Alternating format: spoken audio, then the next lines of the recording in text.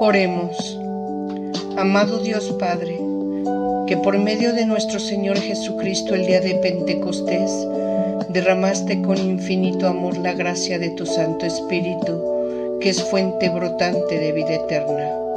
Hoy, al leer tu palabra, te pedimos humildemente, ven Espíritu Santo, guíanos y concédenos espíritu de discernimiento, sabiduría y revelación, para que podamos conocerte y vivir conforme a tu perfecta y amorosa voluntad. Amén.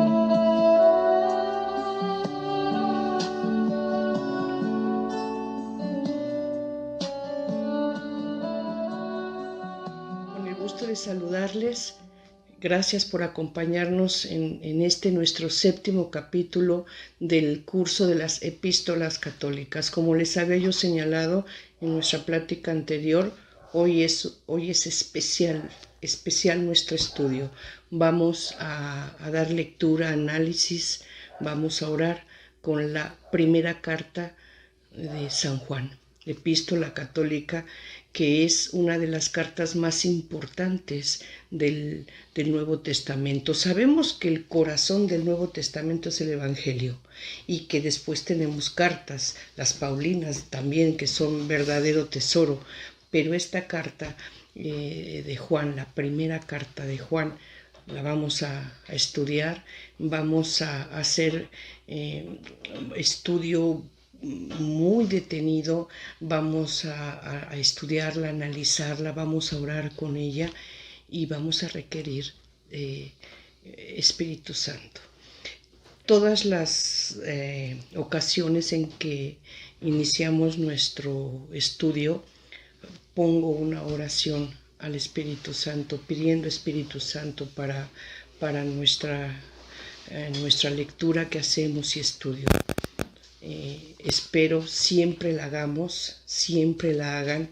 Si la han dejado pasar, no se han detenido en este detalle tan importante, yo los invito que en este momento pidamos Espíritu Santo para leer esta verdadera joya que es la primera epístola de Juan.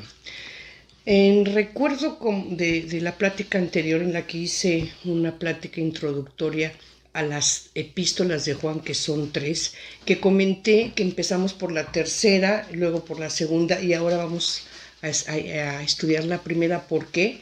Porque primero se escribió la tercera, luego se escribió la segunda y finalmente se escribió la primera carta. Entonces el estudio que hemos hecho, repito nuevamente, en nuestro curso ha sido estudio de las cartas católicas de manera cronológica. Es por ello también que debo recordar lo que es la tradición juanina. La tradición juanina está formada, ¿verdad?, por el Evangelio según San Juan, del apóstol San Juan, por Apocalipsis, que sabemos que si bien no lo escribió el apóstol San Juan, fue escrita por la tradición juanina, o sea, la escuela, sus discípulos que tenía Juan, ¿sí? Y finalmente las cartas católicas, que se tiene dudas si fueron escritas directamente por el apóstol Juan o si él las dictó y fueron redactadas por otra persona o escritas por otra persona o posiblemente escritas por un discípulo en recuerdo de toda aquella enseñanza, todo aquello que había comunicado el apóstol Juan. Se tiene duda entonces en relación a las cartas católicas sobre la autoría, ¿sí? Muchos se inclinan a pensar que efectivamente el autor de las cartas católicas fue el apóstol Juan. Pero, ¿qué debemos de tener en cuenta aquí? Que el Evangelio, según San Juan, como ya señalé, se escribe entre el año 95 y 100. ¿Qué quiere decir? A lo largo de 5 años. En esos 5 años tuvo reescrituras, tuvo añadiduras. Entonces, en ese ínter es que se escriben las cartas católicas, ¿sí? Por este motivo es que el resultado final del Evangelio, que concluye en el año 100, ¿sí? Pues el Evangelio según San Juan es muy elevado, mucho más elevado que las cartas católicas, que también son ricas y tienen un contenido teológico y espiritual valiosísimo, ¿verdad? Pero desde luego es mucho más rico y más elevado el Evangelio de San Juan, como vamos a empezar a analizar y a ver a continuación. Veamos pantalla. Retomando la lámina de la plática anterior, y como ya señalé, el Evangelio de Juan, el Apocalipsis y las 3 epístolas de Juan forman la llamada tradición juanina del Nuevo Testamento, la cual surgió del pensamiento y enseñanzas cristianas del apóstol Juan. El Evangelio y las 3 cartas de Juan tienen semejanza de estilo, temas doctrinales y vocabulario, además de una teología trinitaria bien definida. La cristología y la neumatología del Evangelio es profunda, rica, en cambio las cartas no tanto. Aquí voy a explicar la palabra neumatología. Es una palabra de origen griego y la transliteralización de esta palabra en el alfabeto románico es neuma. ¿Qué significa neuma? Espíritu, aliento, soplo, viento, hálito, ¿sí? Es una forma en la que se refiere al Espíritu Santo. Entonces la neumatología es el Espíritu Santo, ¿sí? Continuamos viendo pantalla. El autor de la primera carta, que es la que estamos estudiando el día de hoy, es anónimo, no refiere quién es el autor. En cambio, en la segunda y tercera cartas, que las vimos hace 8 días en el capítulo anterior, el autor se hace llamar el presbítero. Si las cartas son de autoría del apóstol Juan, estas se escribieron en Éfeso. Pero si no las escribió el apóstol Juan, no podemos saber el lugar donde fueron escritas o redactadas. Ahora bien, vamos a pasar, ahora sí ya, de lleno al análisis, estudio de esta carta. ¿Cuál fue el motivo y el objetivo de esta primera carta que escribe Juan? Bueno, la iglesia estaba en crisis con la aparición de predicadores que negaban que Jesús fuera el Cristo, el Hijo de Dios. Esto era gravísimo, ¿sí? Sabemos que la iglesia pues estaba creciendo, ya había convertidos en diferentes lugares de Asia, Macedonia, en Jerusalén, todo lo que era Judea. O sea, la iglesia crecía rápidamente, ¿sí? Los convertidos, ya sea judíos convertidos al cristianismo o paganos convertidos a la gentilidad, porque así se les llamaba, crecían en número diariamente. Entonces, esto obviamente empezó a provocar que los predicadores fueran creciendo también, que se hiciera necesario que más predicadores llevaran la palabra, pero desgraciadamente dentro de estos predicadores, maestros, surgieron maestros pseudo profetas que empezaron a transquiversar, empezaron a contaminar esta enseñanza que Jesús nos había dejado a través de sus apóstoles, a través de sus actos de poder, que eran signos, los que llamamos milagros, sus parábolas, su forma de vivir, su forma de mostrarse, ¿verdad? Era muy clara. Él había hablado con sus apóstoles, había llevado un mensaje. ¿Cuál era? La voluntad de su Padre. Él estaba comunicando la voluntad de su Padre, estaba revelando a su Padre. Él, lo dijo en repetidas ocasiones, obedecía a su Padre y actuaba conforme a la voluntad de su Padre.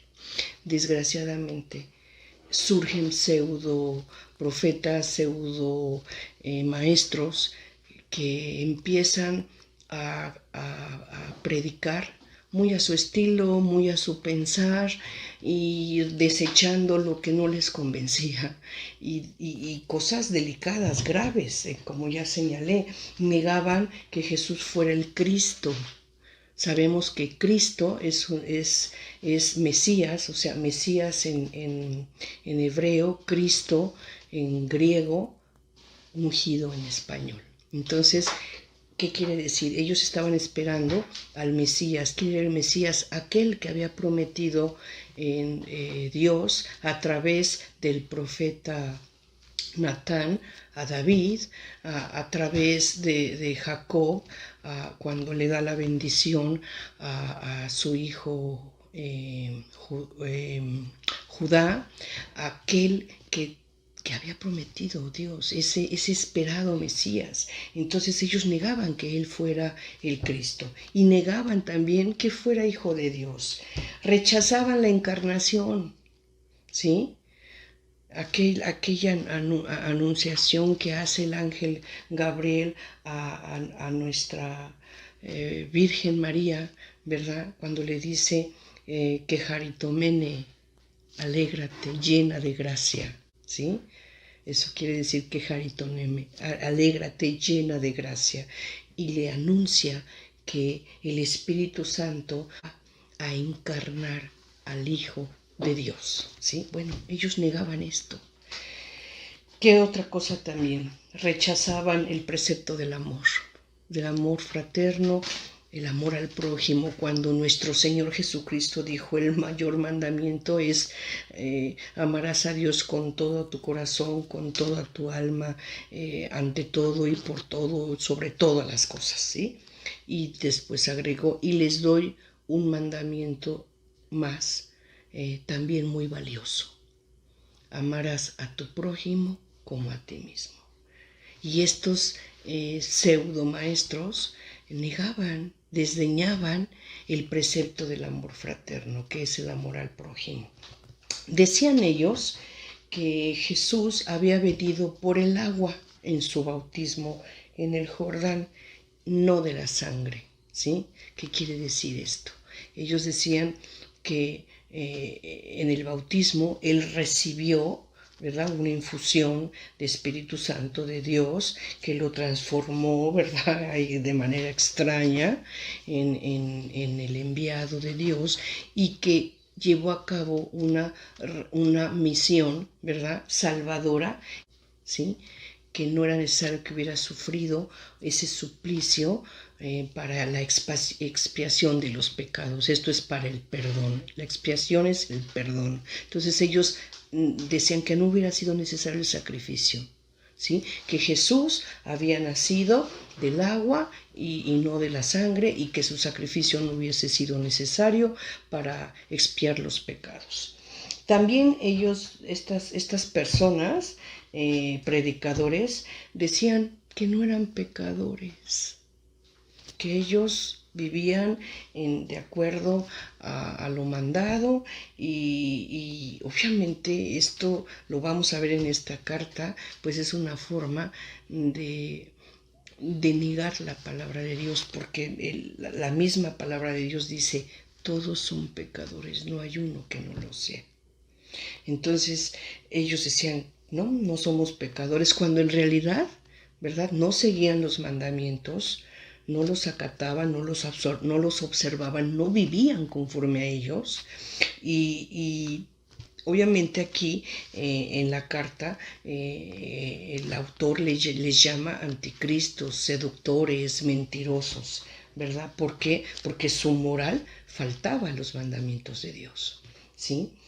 Bien, y antes de pasar a nuestra siguiente lámina, estamos analizando ahora lo que estamos viendo, lo que está a la izquierda en texto verde, ¿sí? Dice, sabemos que la Iglesia Católica, la Iglesia Universal, eso quiere decir Iglesia Católica, la cual fundó Jesucristo, ha sufrido dos grandes cismas o crisis de separación, ¿sí? Eso quiere decir cisma.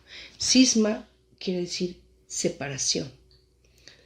cuando algo, una organización, un grupo, una comunidad se separa porque no comparten las mismas ideas, no están de acuerdo, no están en la misma intención, surge el cisma, la separación.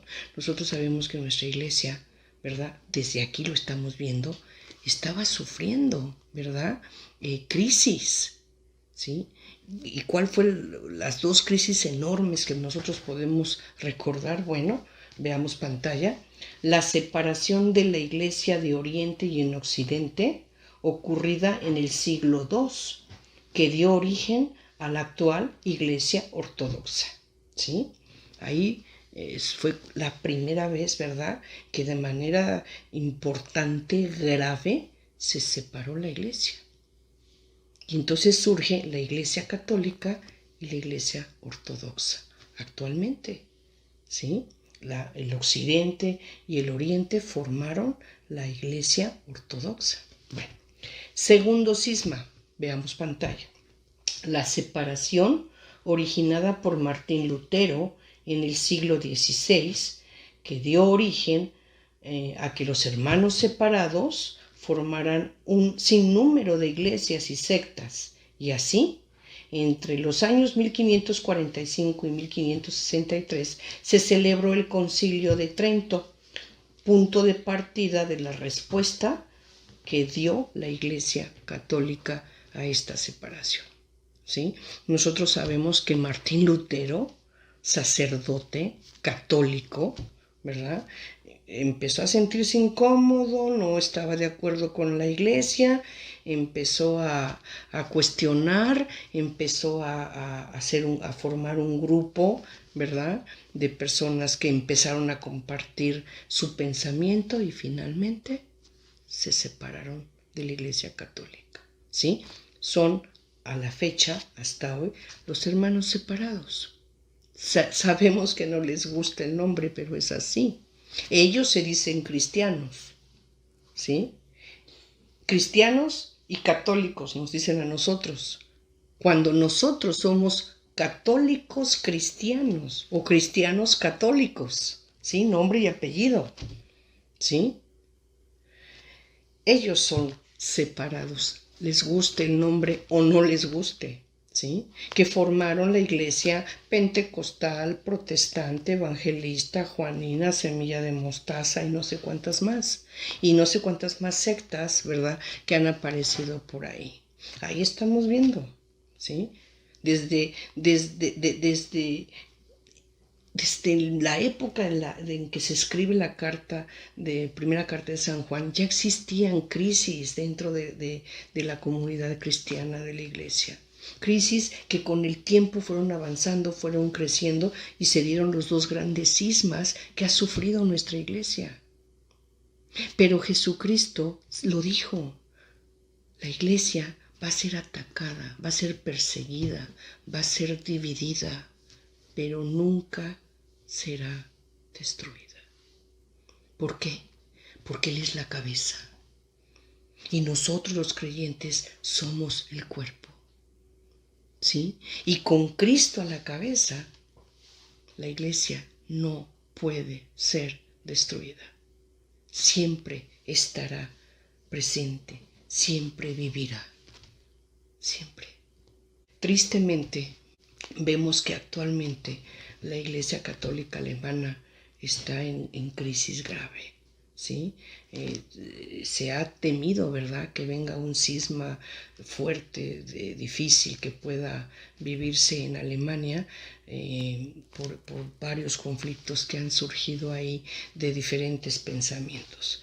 Oremos, pidamos a Dios porque dé luz a todas estas personas, en especial de la iglesia en Alemania, que están queriendo cambiar aquellas enseñanzas o darle un enfoque diferente o entender o aceptar de manera diferente lo que claramente Jesús nos comunicó cuando llegó a este plano terrenal, ¿verdad?, a realizar, a llevar a cabo la gran encomienda de Dios, el ministerio, su misión. Bueno, Esta carta, primera de Juan, es más que una carta, es una verdadera encíclica. ¿Qué es una encíclica? Es un documento al que le llamamos circular. Quiero expresar mejor, quiero explicar mejor. Alguna vez nosotros en el trabajo, en la oficina, en alguna empresa, hemos escuchado que dicen, hay que mandar un oficio, hay que mandar un memorándum, hay que mandar una circular. Bueno, eso es, ¿sí? Aquí nosotros vemos que esta carta de San Juan, la primera carta de San Juan, es más bien una encíclica, o sea, es una circular. Es una circular solemne que va dirigida, ¿verdad?, a toda la comunidad, ¿verdad? ¿Para qué? Para tratar asuntos relacionados con la iglesia, con la doctrina que tenía y una exhortación. Una exhortación ¿a qué? A que caminen en la luz, en la verdad y en el amor. Un resumen de la experiencia personal del apóstol conviviendo con nuestro Señor Jesucristo.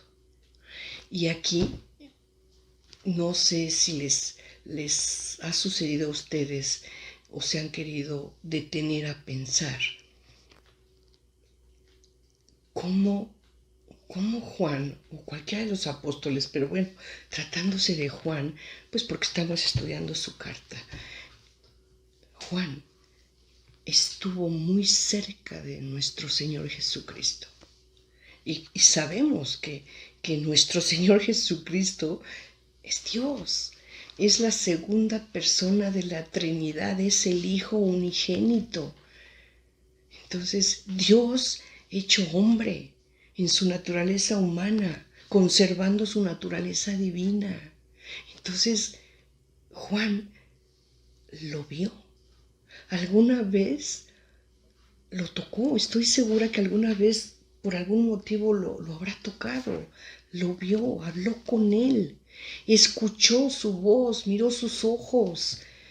Juan estuvo cerca, muy cerca de él. Entonces, esta carta es el resumen de la experiencia personal que tiene Juan el apóstol en su diario vivir y convivir con Jesús, en el que vio los portentos que hizo, ¿sí? Los signos, como él le llama, ¿sí? Y que nosotros más los referimos como milagros. Él escuchó su palabra, sus enseñanzas, ¿sí? Entonces es una experiencia que obviamente le lleva a escribir el Evangelio, según San Juan, que es el corazón del Nuevo Testamento, y también, ¿verdad?, a enseñar, a escribir o a dejar enseñanzas suficientes para que se escribieran las epístolas de San Juan y en especial esta primera carta. Y aquí señalé yo que esta carta de San Juan es un esbozo, es parecida, ¿verdad?, a lo que es el Evangelio de San Juan. Claro, repito, el Evangelio de San Juan es mucho más elevado, más profundo, más rico. La carta de San Juan tiene un parecido, es un esbozo a este Evangelio. Entonces, para poder comprender, ¿verdad?, la carta que estamos estudiando, bueno, tenemos que tener conocimiento, tenemos que haber analizado, ¿verdad?, un poquito el Evangelio de San Juan, que es, repito, es mucho más elevado y por lo mismo, bueno, su estudio es a veces difícil y en ocasiones nos va a rebasar nuestra capacidad humana para poder entender y discernir. Pero el Espíritu Santo nos puede dar claridad. El Espíritu Santo nos puede ayudar a discernir. Nos puede dar ese espíritu de sabiduría y revelación para poder comprender lo que escribe Juan en su Evangelio. Es por ello que de manera muy especial pedí el día de hoy que pidamos Espíritu Santo para poder comprender una de las escritos, libros del libros del Nuevo Testamento, que son más teológicos, más elevados. Y como ejemplo, ¿verdad?, para que vean ustedes cómo es el Evangelio de San Juan y qué parecido tiene en específico con la primera carta de San Juan, vamos a analizar un poquito el Evangelio de San Juan en su capítulo 1, iniciando por el versículo 1. Vamos a dar lectura del capítulo 1 del Evangelio de San Juan, del versículo 1 al 14, únicamente, ¿sí? No nos podemos ir más allá porque, bueno, por obvio de tiempo no es posible, pero con esto puedo dar un ejemplo de cómo son parecidos el Evangelio con la epístola. Bien, así entonces veamos pantalla. Y estoy señalando aquí, la primera epístola de San Juan es de las más importantes del Nuevo Testamento por su relación estrecha con el cuarto Evangelio de San Juan. Veamos, capítulo 1, prólogo. En el principio existía la palabra, y la palabra estaba junto a Dios, y la palabra era Dios. Ella estaba en el principio junto a Dios. Todo se hizo por ella y sin ella nada se hizo. Lo que se hizo en ella era la vida, y la vida era la luz de los hombres. Y la luz brilla en las tinieblas, y las tinieblas no la vencieron. Hubo un hombre enviado por Dios, se llamaba Juan. Claro, es Juan el Bautista, no es Juan Apóstol. Continuamos. Este vino para testimonio de la luz, para que todos creyeran por él. No era él la luz, sino debía dar testimonio de la luz. La palabra era la luz verdadera, que ilumina a todo hombre viniendo a este mundo. En el mundo estaba y el mundo fue hecho por ella, y el mundo no la conoció. Vino a los suyos y los suyos no la recibieron, pero a todos los que la recibieron les dio el poder de hacerse hijos de Dios, a los que creen en su nombre, los cuales no nacieron de sangre, ni de deseo de carne, ni de deseo de hombre, sino que nacieron de Dios. Y la palabra se hizo carne y puso su morada entre nosotros, y hemos contemplado su gloria, gloria que recibe del Padre como unigénito, lleno de gracia y de verdad. Si nosotros vemos este último versículo 14, si no se pudo haber entendido los anteriores versículos, si nos detenemos a analizar este último 14, nosotros vamos a poder entender, comprender que todos los anteriores versículos están hablando de Jesús, de nuestro Señor Jesucristo. Pero para dar una mayor explicación de esto, de manera didáctica, como me lo imaginé más sencillo, quise hacer una lámina que a continuación veamos en pantalla, por favor. Y estoy poniendo yo el Evangelio según San Juan, en el capítulo 1 nuevamente, el que acabamos de leer, igual del versículo 1 al 14, ¿sí?, que es el prólogo del Evangelio. Y me permití marcar, ¿verdad?, en texto amarillo, el término la palabra, ¿sí? Y arriba de la palabra, si ustedes observan, entre paréntesis, me permití poner la palabra Jesús. ¿Qué quiere decir? Para que nosotros podamos comprender, ¿verdad?, a profundidad este texto, ¿qué tendríamos que hacer? El texto que está en amarillo lo podríamos leer, ¿verdad?, sustituyéndolo por la palabra que está arriba, entre paréntesis. Voy a dar un ejemplo. Y dice así, empiezo. Versículo 1. En el principio existía Jesús. ¿Sí? ¿Se dan cuenta? No dije en el principio existía la palabra, sino que dije en el principio existía Jesús. ¿De acuerdo? Entonces, ahora voy a dar lectura a todo el texto leyendo la palabra que está entre paréntesis, ¿verdad?, en la parte superior. Esto con mucho respeto, repito, de manera didáctica, porque es la palabra de Dios, ¿sí? Aclaro, no estoy intentando cambiarla o darle otro sentido, ¿sí? Mi deseo, mi ánimo es tratar de que se comprenda este texto que sé para muchos les resulta difícil de comprender. Entonces, leyéndolo de esta manera, espero yo pueda arrojar un poquito de luz para que puedan comprender este prólogo del Evangelio de San Juan, capítulo 1, versículo 1, 14, que es hermosísimo y tiene un contenido teológico enorme, muy elevado, de verdad es muy elevado este contenido que encontramos aquí. Vamos a verlo, repito. Leo, en el principio existía Jesús, y Jesús estaba junto a Dios, y Jesús era Dios. Jesús estaba en el principio junto a Dios. Todo se hizo por Jesús, y sin Jesús no se hizo nada. Lo que se hizo en Jesús era la vida, y la vida era la luz de los hombres. Y la luz brilla en las tinieblas, y las tinieblas no la vencieron.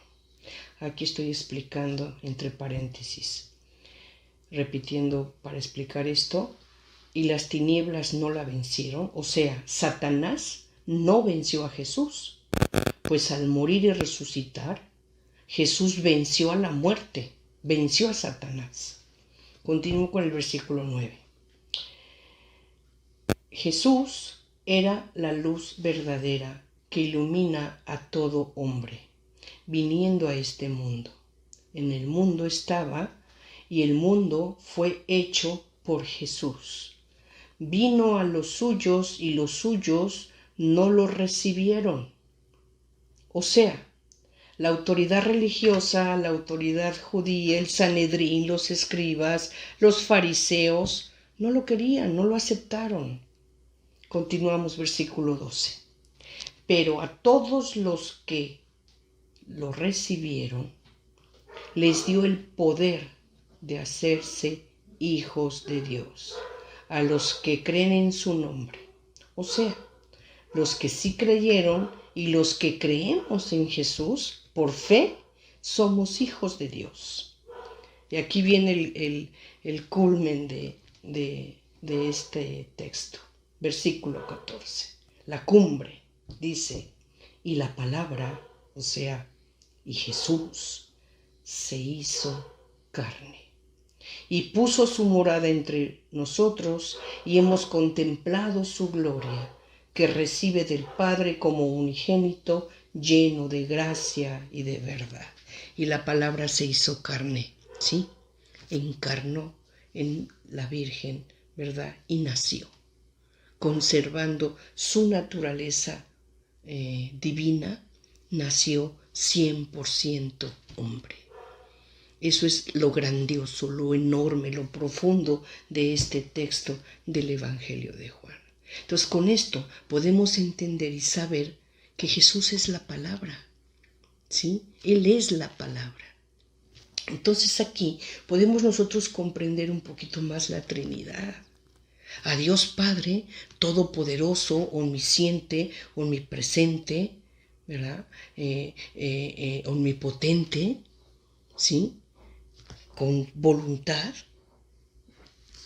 que al momento en que le expresa su palabra, ¿verdad? Es cuando es Jesús. Jesús es el Logos, la palabra de Dios. Entonces ahí tenemos ya a Dios Padre y Dios Hijo. Entonces la voluntad de Dios todopoderosa, su palabra, el Hijo, cuando es expresada la palabra, el Logos, ¿verdad? Jesús, el Espíritu Santo, que es la fuerza activa de Dios, entrando en acción para hacer todo aquello que Dios Padre en su voluntad así lo quiere. Es esto yo sé que es muy elevado, yo sé que tal vez muchos no lo comprendan. Miren, debo confesar, ni yo mismo lo comprendo todo a profundidad. El que me diga que ha comprendido la Trinidad y lo sabe, y que le explique. Y ahí va a empezar los problemas, porque los misterios de Dios son enormes. Y parte de nuestra fe también es aceptarlos, ¿sí? Ese gran misterio, aceptarlo con humildad, ¿sí? Sin querer inventárnosla o explicárnosla lo que Dios no nos ha explicado, revelado. ¿Por qué? Porque así lo ha querido Él. Dios nos ha revelado lo que Él sabe necesitamos saber. Dios nos dice lo que necesitamos saber. Los demás misterios de Dios que no han sido revelados por Dios, no nos angustiemos por investigarlos o saberlos. No necesitamos saberlos, necesitamos fe. Pero lo que sí podemos discernir, ¿verdad?, es la Trinidad. A Dios Padre, Dios Hijo, Dios Espíritu Santo, que lo encontramos aquí, ¿verdad?, en el Evangelio según San Juan, y que la vemos también no tan elevada en la carta primera de San Juan. Pero vuelvo a repetir, aquel que me diga que entiende esto, que lo explique. Yo les aseguro que va a empezar con problemas, porque simplemente Dios Padre, Dios Hijo, Dios Espíritu Santo, la Trinidad, son tan enormes, tan inmensos, que escapa nuestra capacidad humana, que escapa a lo que podamos expresar. No existen palabras que describan de manera completa y plena a la Santísima Trinidad. No hay palabras que puedan describirla, de verdad. Entonces, más bien, pidamos, Espíritu Santo, discernimiento para poderlo, más que entenderlo, sentirlo, abrazarlo, entender que la Trinidad es Dios Padre, Dios Hijo, Dios Espíritu Santo, tres personas en una y una persona en tres, que son en su conjunto, en unión, en uno y en tres, amor, verdad y luz para nosotros. Y vivir gozosos, vivir llenos de esperanza, llenos de fe. No puede haber cristianos tristes, porque con esa revelación que nos ha dado Dios, no podemos ser tristes. Sabiendo cuál es esa vida que nos espera por ser hijos de Dios por la fe, como lo dice aquí el Evangelio en su capítulo, en su versículo 12, ¿verdad? El Evangelio de San Juan, capítulo 1, versículo 12. Pero todos los que le recibieron les dio el poder de hacerse hijos de Dios. O sea, todos los que tenemos fe en Jesucristo, todos los que creemos en Jesucristo, somos hijos de Dios. Aquí lo dice, y Dios no miente. Ahí está. Entonces, sabiéndonos hijos por adopción, porque Jesús es el unigénito, el único hijo, pero nosotros somos hijos por adopción, gracias a Jesucristo, gracias a su sangre, ¿verdad? Gracias a su resurrección, fuimos limpiados de nuestros pecados, ¿verdad? Y también podremos disfrutar de la resurrección para una vida eterna, en donde vamos a vivir en la gloria de Dios, esto es, en la presencia de Dios, eso es la gloria de Dios, en una vida plena, sin sufrimiento, sin enfermedad, sin muerte, sin tribulaciones. Ante esa esperanza, ante esa fe, No puede haber cristianos tristes, al contrario. Pese a las tribulaciones de este mundo, pese a todo lo que se nos presente, ¿verdad? Sosteniendo esa fe y esperanza dentro del gozo, dentro de la tribulación y sufrimiento, ¿verdad? Seamos gozosos por la gran promesa de vida eterna que Dios nos ha regalado. Continuamos. Así entonces, ¿verdad? Ya, ¿qué podemos concluir sobre el Evangelio según San Juan? Veamos la mina. Primero, Dios Padre hace todo a través de su palabra creadora, que es fuente de vida. Todo lo hace por su palabra, que es su Hijo unigénito, Jesús. Segundo, el Evangelio refiere que Jesús, la palabra,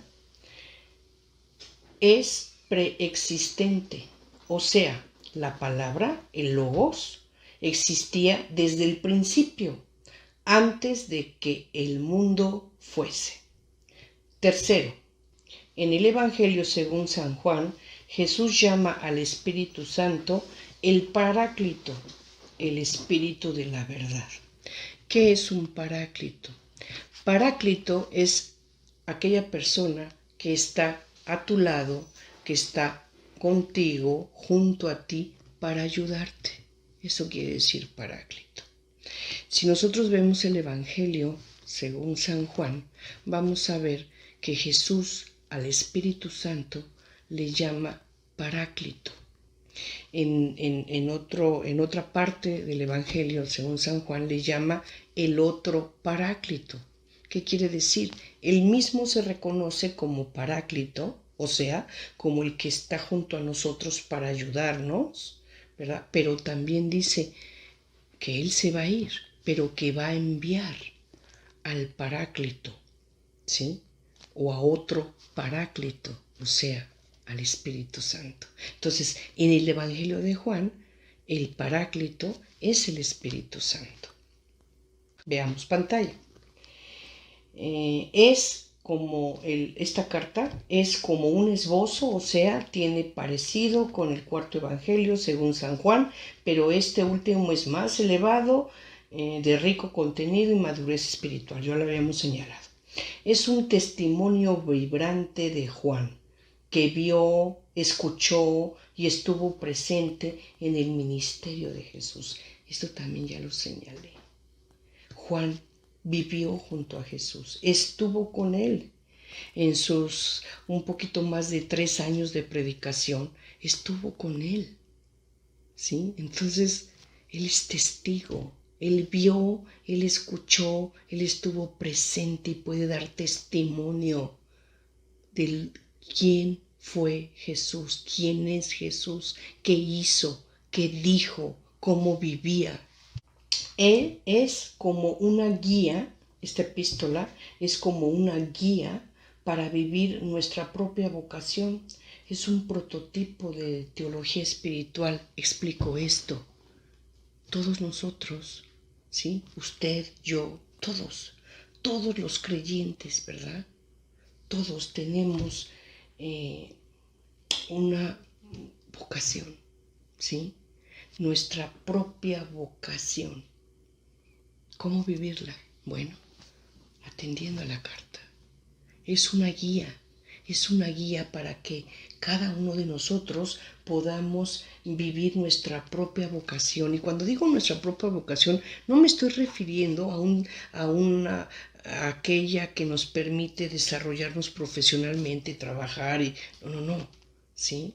Estoy hablando hasta de aquella ama de casa que está en casa, no está saliendo a trabajar para llevar sustento a su casa, no. Estoy hablando del ama de casa que se queda a formar a sus hijos, a atender su casa.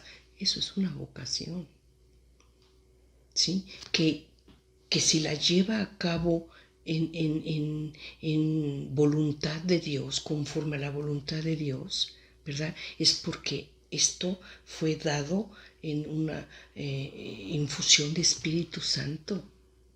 que le alimentó esa vocación para que pudiera realizarlo y hacerlo bien. Y estoy hablando también de la vocación de un sacerdote. Estoy hablando de la vocación de un artista, estoy hablando de la vocación de un científico, de un médico, ¿sí? Cada uno de nosotros en nuestra persona, nuestra personalidad, gustos, carácter, aptitudes, habilidades, ¿verdad? A eso se une aquello que sentimos como vocación, aquello que nos gusta, para lo que queremos desarrollar, lo que queremos hacer crecer, lo que queremos expresar y manifestar. Bueno, para poder llevar a cabo esa vocación, ¿verdad? Que Dios nos las puede dar llena de Espíritu Santo, ¿verdad? Nos podemos apoyar en esta carta de Juan como una guía, ¿verdad? Para llevar a cabo esa vocación, dicho de otra manera, para vivir. El diario vivir, ¿verdad? Es un prototipo de teología espiritual, esto es. Bien, después, en la carta, en ella se refiere más bien al Jesús humano, ¿sí? Lo vamos a ver. En el Evangelio, según San Juan, está hablando de Jesús, la palabra, el logo, el preexistente, el que existía antes de que el mundo fuese, ¿sí? Cuando Él era la palabra, todavía no encarnaba, todavía no tenía naturaleza humana. Esto es en el Evangelio. Pero en la carta se refiere a Jesús más bien en su aspecto humano, en su naturaleza humana. ¿Sí? Bien. Después, y por último, en esta carta, el Paráclito es Jesús. Como en cambio, como ya señalé, en el Evangelio el Paráclito es el Espíritu Santo. En la carta según San Juan, el Paráclito es Jesús. ¿Cuál está equivocada? Ninguna. ¿Sí? Tanto Jesús como el Espíritu Santo son paráclitos. ¿Sí? Jesús fue paráclito, estuvo junto a nosotros, ¿verdad? Bueno, y es porque Él promete que estará con nosotros hasta el último día. Él está junto a nosotros, pero también dijo, voy a enviar al Paráclito. Cuando llegue el Paráclito, y dice, el Espíritu de la verdad les revelará todo. Bien, continuamos entonces. Y ahora sí, con toda esta explicación que hemos dado, podemos ya entrar a la lectura de nuestra carta. Empecemos. Veamos pantalla. Primera epístola de San Juan, capítulo 1, versículos 1 al 4. Introducción. La palabra encarnada, medio de comunión con el Padre y el Hijo. Lo que existía desde el principio, lo que hemos oído, lo que hemos visto con nuestros ojos, lo que contemplamos y palparon nuestras manos acerca de la palabra de vida. Pues la vida se manifestó y nosotros la hemos visto y damos testimonio y os anunciamos la vida eterna, que estaba junto al Padre y que se nos manifestó.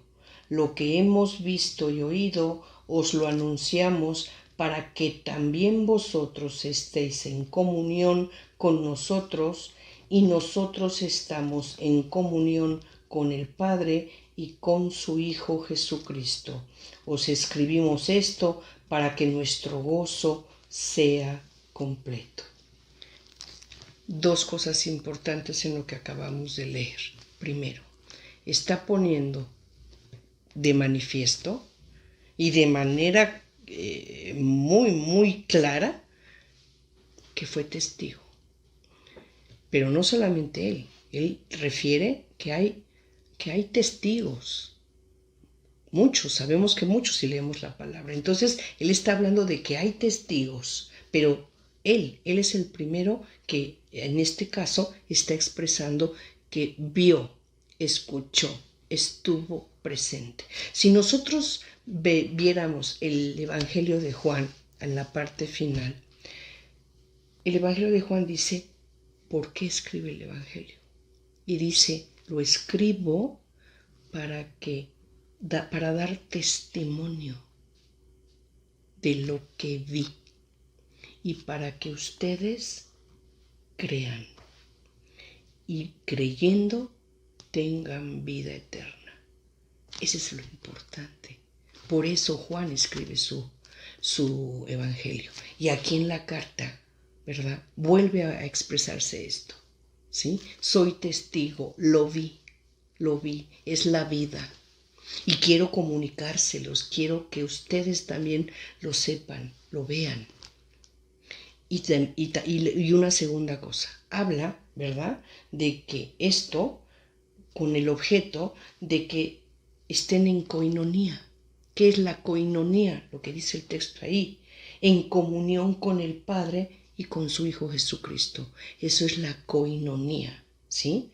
El estar unidos a Dios, ¿verdad?, por la fe. Fe que nos fue, que nos nace, que tenemos gracias a la revelación que nos hizo Jesucristo. ¿Sobre qué? Sobre Dios, sobre la voluntad de Dios y sobre la palabra, lo que nos quiere revelar Dios. Entonces, eso es la coinonía, la comunión. Pero la comunión, la unión, ¿verdad? Eso es coinonía fraterna. O sea, unidos fraternalmente. Unidos en el grupo con amor mutuo, amor al prójimo. Eso es las dos partes importantes de estos versículos 1 al 4. Avancemos. Versículos 5 al 7 del mismo capítulo 1 de la epístola de Juan. Y este es el mensaje que hemos oído de él y que os anunciamos. Dios es luz, en él no hay tiniebla. Si decimos que estamos en comunión con él y caminamos en tiniebla, mentimos y no obramos la verdad. Pero si caminamos en la luz, como él mismo está en la luz, entonces en comunión unos con otros, y la sangre de su Hijo Jesús nos purifica de todo pecado. Esto es importantísimo, ¿sí? Nosotros vemos aquí que en el Evangelio de Juan, repito, siempre para poder comprender esta carta a mayor profundidad, tenemos que conocer y irnos a la lectura del Evangelio según San Juan. Nosotros vemos aquí que Jesús nos dice, yo soy el camino, la verdad y la vida. Vemos que nos dice, yo soy la luz del mundo. ¿Sí? Aquí no los vuelve a decir.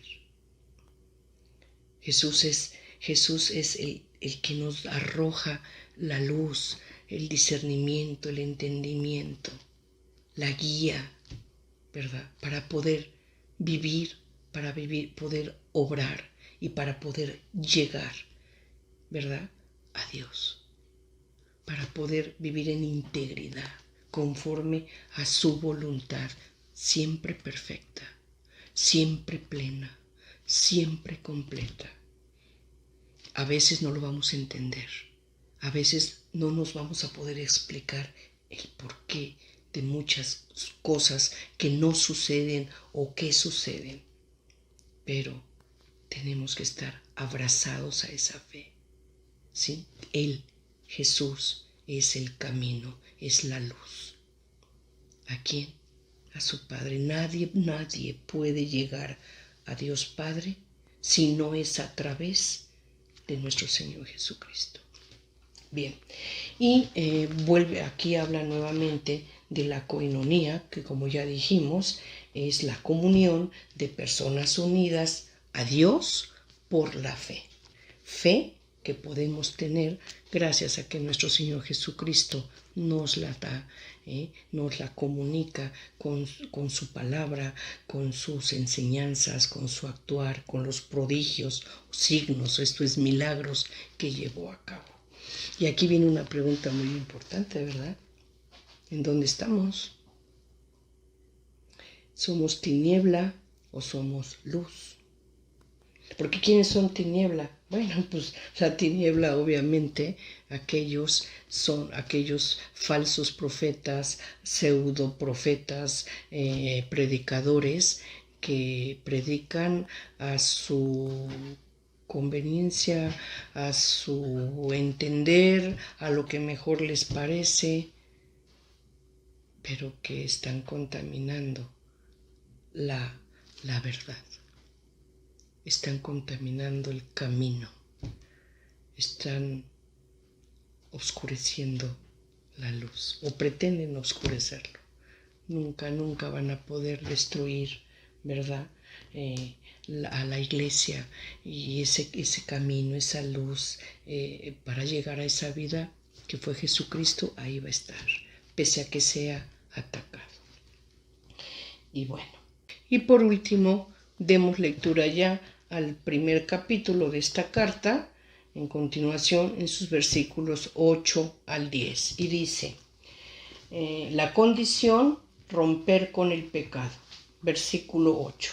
Si decimos, no tenemos pecado, nos engañamos y la verdad no está en nosotros. Si reconocemos nuestros pecados, fiel y justo es Él para perdonarnos los pecados y purificarnos de toda injusticia. Si decimos no hemos pecado, le hacemos mentiroso y su palabra no está en nosotros. El objeto de la carta o el motivo por el que se escribe esta carta fue porque estaban surgiendo falsos maestros, falsos predicadores, que se decían ellos que ellos no tenían pecado. ¿Cuántos de los que estamos escuchando, yo misma, cuántas veces nos hemos sentido no tan malos, no pecadores? Alguna vez escuché a una persona muy querida para mí y me angustié mucho de verdad porque decía, yo vivo en paz. Bueno, eso es muy bueno. Yo vivo en paz, estoy tranquila, no soy pecadora. Cuidado. La palabra de Dios dice, y lo podemos leer, Dios dice, todos son pecadores. No hay uno que no lo sea. Entonces, cuando una persona diga, no soy pecadora, o no tengo pecados, ¿verdad? Cuidado. Porque cuando diga eso, entonces está diciendo que Dios es mentiroso. Y Dios no miente. Dios es verdad. ¿Sí? ¿A qué quiero llegar con esto de manera muy, muy especial? Hagamos un análisis de cómo vivimos. ¿Sí? Y muchas veces nos preguntamos, ¿por qué nos pasa tal o cual cosa? O muchas veces vemos a otra persona y le decimos, ay, pobre, pero si es tan buena, no merecía que le pasara. Ah, claro, no esto, lo que le suceda a una persona o lo que nos suceda a nosotros es enviado por Dios, no, ya hemos hablado de esto, ¿verdad? Hemos dicho que cuando una persona cae en pecado, Dios es tardo para la cólera, ¿sí? Es paciente, pero llega un momento en que nos suelta. Y ahí cuando nos suelta es cuando permite, ¿verdad?, que nos zarandee el maligno. Y ahí cuando nos suelta es cuando nos castiga. La forma de castigarnos es, nos deja y permite que nos zarandee el maligno. Pero también he señalado que a veces el sufrimiento no es castigo, es parte del plan salvífico de Dios. ¿Y para qué? Para hacerte crecer en espiritualidad, para fortalecer tu fe, para que puedas discernir, entender, comprender, conocer dentro de esa tribulación el infinito amor de Dios, su misericordia y sí, su bendición y su poder. Siempre que estemos en una situación así, ¿verdad? Entendamos que puede ser o bien porque Dios nos ha soltado como castigo y estamos sufriendo eso, o bien porque Dios nos quiere mostrar algo, nos quiere hacer crecer, ¿sí? Pero nunca jamás caigamos en el error de pensar que no lo merecemos o que no somos pecadores y que pobre, ¿por qué nos pasa esto? Si yo no le hago mal a nadie, si yo no todos somos pecadores. Simplemente hagamos un examen de conciencia. ¿Cuál fue la última vez que mentiste? Está comprobado que las personas mienten alrededor de 18 veces al día. En pequeñas mentiras. ¿Cómo estás? Bien. Y está uno enojado. Eso es una mentira. Oye, ¿me harías el favor? Si hay problemas, si no, no. No, no hay problema, lo hago. Y estamos enojados. Estamos mintiendo. ¿Sí? ¿Cuántas veces al día, ¿verdad? Sentimos rabia, ira contra una persona? ¿Cuántas veces vemos una persona y decimos, es que esto no lo puedo perdonar? Pequeños detalles, ¿eh? Estoy hablando de vida cotidiana, con nuestros hijos, con el esposo, con la esposa, la hermana, el familiar, el amigo, el vecino, el compañero de trabajo. ¿Cuántas veces en un día, pudiendo ayudar a alguien, no lo hacemos? Pudiendo sacarlo de un problema, de un error, de una duda, de trabajo, en la casa, en la calle, simplemente guardamos silencio. Es pecado de omisión. ¿Cuántas veces no actuamos como Jesús hubiera actuado? Siempre lo he dicho. En todo lo que hagamos en nuestra vida, en lo más mínimo, siempre preguntémonos, ¿esto que estoy haciendo lo hubiera hecho Jesús? Si la respuesta es sí, estamos bien. Pero si lo que estamos haciendo sabemos que Jesús no lo hubiera hecho, estamos mal y somos pecadores. Así de sencillito. Bueno, esto es solamente el primer capítulo de la epístola de San Juan. Una verdadera joya que estoy seguro vamos a seguir disfrutando. Yo los invito a que la lean en oración, entrando en conversación con Dios. Pidamos Espíritu Santo y los espero para nuestro próximo capítulo, el 8, en el que vamos a ver de la carta de San Juan, el capítulo 2 y 3. Muchas gracias, que la paz de Dios sea con todos ustedes.